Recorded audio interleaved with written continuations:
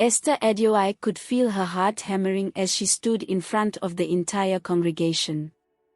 The church was dead silent, except for a few shocked gasps. On the projector screen behind her, leaked photographs showed Esther in a tight embrace with none other than Honorable Tunde, the rising political star of Lagos. Everyone in the hall, young and old, stared at the images in disbelief. Pastor Benjamin Adeoye, her husband, was frozen at the pulpit, tears of anger and betrayal forming in his eyes. No one knew who had set up this public humiliation, but one thing was certain: life as they knew it would never be the same. Rose of Sharon Ministries was one of the fastest growing churches on the Lagos mainland. Pastor Benjamin Adeoye had founded it a decade ago with nothing more than a rented shop space and a few plastic chairs. Over the years, his messages of hope drew large crowds. People came from all corners of the city: Mushin, Ikeja, Surulere, and each Sunday, the main sanctuary was packed. Esther, his wife of 15 years, had once been a shy choir member. Benjamin fell in love with her gentle ways and strong faith. Many church members admired her for her humility. She had a gift for making even strangers feel welcome.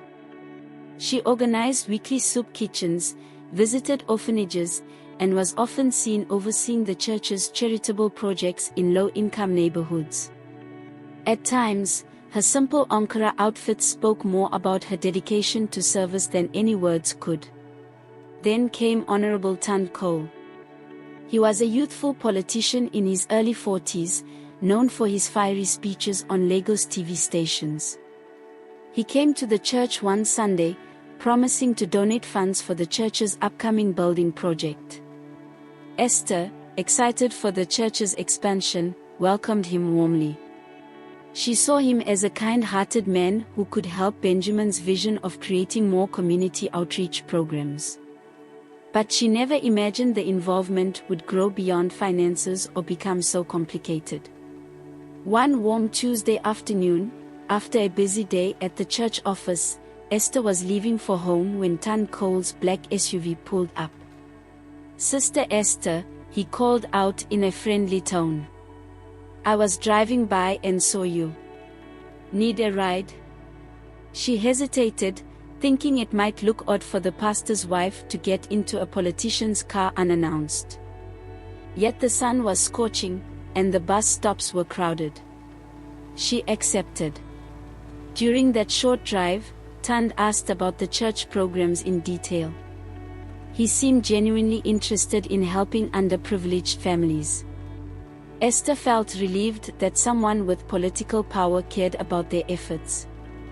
She thanked him and said goodbye when he dropped her off in front of her house. That was how it began. After that day, Tunde started calling more often. At first, it was about official matters, hospital projects, scholarship programs, or how he could use his influence to help the church's charity drives.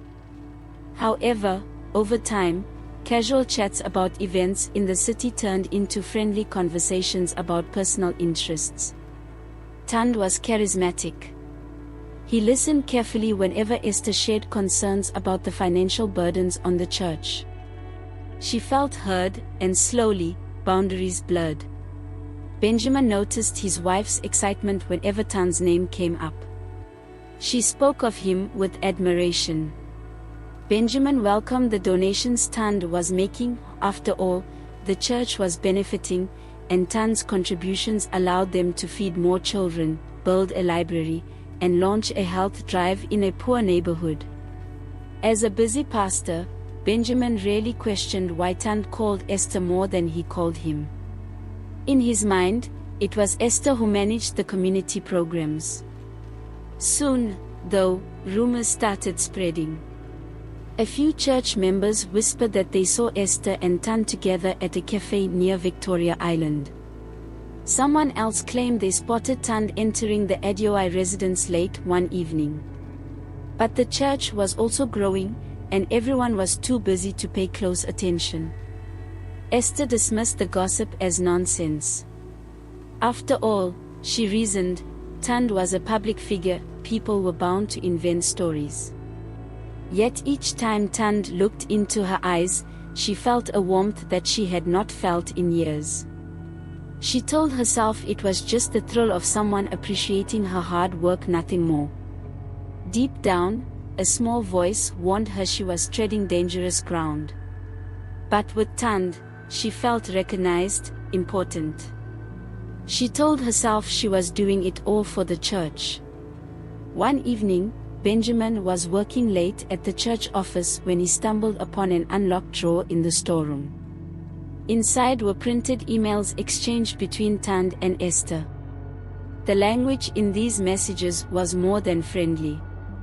They spoke of late-night meetings that went beyond planning community events. One email read, "I miss your laughter. Tonight feels empty without you." Benjamin's hands shook. He felt nauseous as he realized the depth of his wife's involvement with the politician.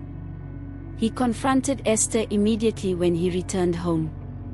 She denied everything at first, but Benjamin showed her the emails. With tears, she confessed that her emotions for Tunde had grown stronger than she ever intended. She had felt lonely while Benjamin was always busy with the church. Tunde gave her attention and made her feel special. She claimed they had not crossed certain lines, but the text showed a clear emotional affair. Benjamin was devastated. He left the house in a rage, driving around Lagos aimlessly for hours, the city lights blurring through his tears. Benjamin did not want the church to suffer a scandal. He planned to speak privately with Tunde, hoping to resolve matters without public drama. However, his plan went sideways. 2 days later, during a live Sunday service, all the screens in the church suddenly blinked. Then, one by one, images of Esther and Tunde at various private meetings appeared. Some shots seemed innocent, Esther smiling in Tunde's car, or both of them standing too close in an office corridor. But others were incriminating, a blurred kiss here, an intimate hug there. Gasps spread across the congregation like a wave. Everyone looked up at the pulpit, where Pastor Benjamin stood speechless. No one knew who hacked the system, but speculation ran wild. Many thought it was a political rival out to destroy Tunde's rising popularity. Others believed it was an angry church member who felt betrayed by Esther. The service ended in chaos. Some people cried, some prayed out loud, while some looked at Benjamin with pity. Tunde, who was present that morning, tried to take the microphone to explain, but security guards rushed him out to avoid a brawl. Benjamin walked off the stage, numb. Esther, choking on tears, could barely breathe from the overwhelming guilt. News traveled fast in Lagos. By Monday morning, social media was abuzz with the scandal. Blogs, radio shows, and even national newspapers carried headlines like, "Pastor's wife caught with politician." Tunde's reputation took a heavy hit. He faced an internal investigation by his party, which did not want to be associated with the controversy. Some of his donors withdrew their support. Angry voices on local TV stations questioned whether Tunde had bribed church officials for personal gain. For Esther, daily life became a nightmare. Church members she had once comforted now avoided her. Parents pulled their children away when she tried to greet them. She stopped going to church events, afraid of the hostile glares. At home, Benjamin refused to talk or eat with her. He slept in his study, ignoring her pleas for forgiveness. But in the midst of all this, phone calls kept coming. Tunde reached out many times, apologizing and begging Esther to speak to him. She was torn. She knew she had betrayed her husband, but she also felt a tug in her heart toward Tunde, who claimed he still cared for her deeply. A week later, a strange letter arrived at the Adeoye home. It had no return address, and inside was a simple handwritten note: "They are using your secret to destroy Tunde's political career. Find the truth before it's too late." Esther stared at the note, her mind racing. She realized there might be more to this scandal than just a leaked affair. Could someone close to Tunde or the church have planted hidden cameras to collect blackmail material? Esther decided to confront Tunde. Dressed in a plain blouse and jeans, she took a Kiki tricycle to his house in Lekki. Security guards recognized her and let her in. Tunde appeared weary and tense, pacing around the living room. He explained that some powerful party members saw him as a threat. They wanted to ruin him. He had been warned about a spy, but he never guessed they would go after his personal life. He confessed that the affair, although never intended to harm anyone, was now the perfect tool for his enemies. Esther left with a heavy heart. She saw that her foolishness had made things worse. She had given Tunde's enemies ammunition to tear him down and tarnish her husband's church. Now, everyone was caught in a political game. Esther decided she couldn't let things end this way. The guilt was crushing her, and she couldn't run from her mistakes. She returned home to face Benjamin. Kneeling before him, she apologized again, this time speaking from the depths of her heart.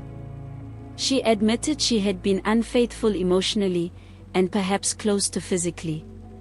She accepted full responsibility for her poor choices. Tears streamed down her cheeks as she talked about her loneliness and desire for recognition, which Tunde had provided. Benjamin, his eyes hard, said nothing at first. The silence in the living room was deafening. Finally, after what felt like an eternity, Benjamin spoke. "I'm not perfect either," he said quietly. "I have neglected you by focusing only on the church. I'm not excusing what you did, but I share some blame." It was a small crack in the wall of anger that had separated them. They spent hours talking, crying, and praying. By dawn, they agreed to at least try to salvage their marriage if it was at all possible. Benjamin also needed answers about who exposed the affair. If it was truly a political sabotage, he wanted no part in bringing down Tunde. Although Tunde had wronged him, Benjamin still believed the truth should come out. He reached out to a longtime friend, a retired detective named Vincent Adeoye. Together, they reviewed the hacked footage and traced suspicious email accounts. They discovered that the original leaked documents came from an office belonging to one of Tunde's party rivals. This rival, Chief Oladimeji, aimed to eliminate Tunde from the upcoming Lagos state legislative race. Chief Oladimeji's people had hired a private investigator to follow Tunde. They installed hidden cameras in Tunde's car and near church offices. Once they had enough footage, they released it during the church service to cause the maximum damage to both Tunde and Pastor Benjamin's ministry. Armed with this information, Benjamin and Vincent confronted the party's local council with evidence of the scheme. Fearing exposure, Chief Oladimeji's associates quickly confessed. They revealed how they manipulated Tunde and Esther's secret relationship for their own political gains. The news went public, clearing the church of any wrongdoing.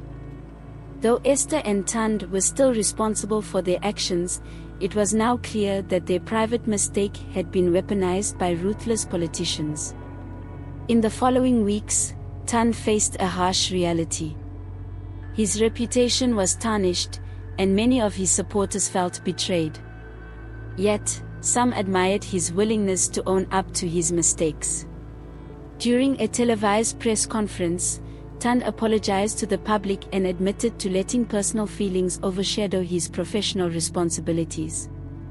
He announced he would continue his political work but understood that trust had to be earned again. Esther also came forward in a special church meeting, with Benjamin by her side. She confessed her mistakes in a calm, steady voice, admitting how the lines between charity work and personal attachment had blurred.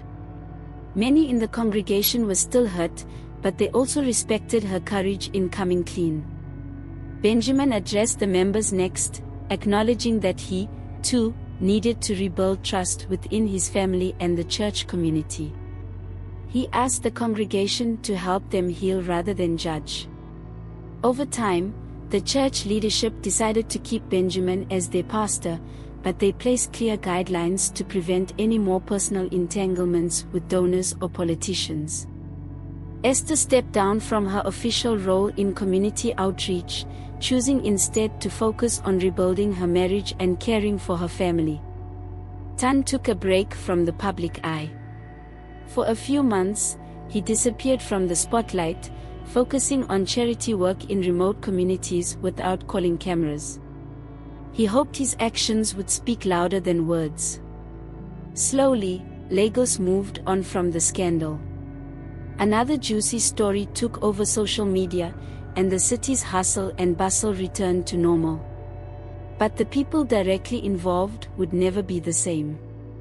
Esther and Benjamin began counseling sessions and worked on finding a new foundation for their marriage.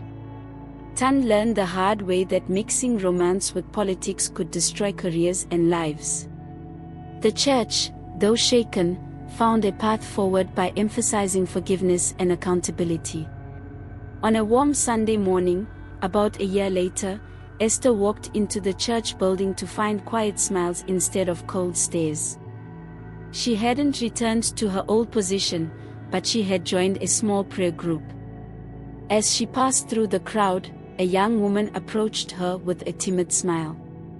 "Auntie Esther," the girl said softly, "thank you for coming back. You showed me that it's never too late to change."